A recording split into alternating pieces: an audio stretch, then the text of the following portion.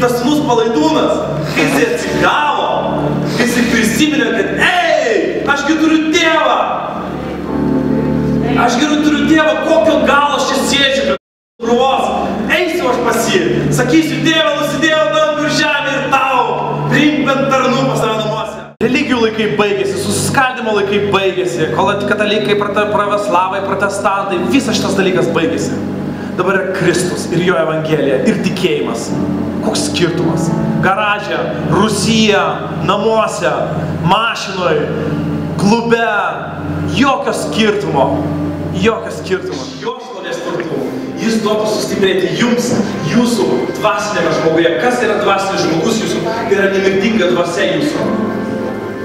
Per jį sustiprėti, kad Kristus per tikėjimą gyventų jūsų širdise ir jūs įsišaknyje ir įsitvirtinę meilėje, kad jūs galėtume suvokti kartu su visais šventaisiais. Ką reiškia su visais šventaisiais? Su visais kitais tikinčiais jūsų kaimynais, kad jūs galėtumėt suprasti, koks yra plotis, ilgis, gylis ir aukštis. Tai yra, kokios yra Dievo dimensijos.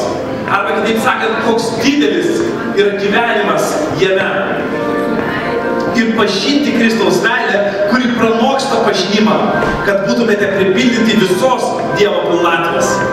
Ne truputį Dievo pilnatvės, ne truputį tokio silpno ir religingo gyvenimo, bet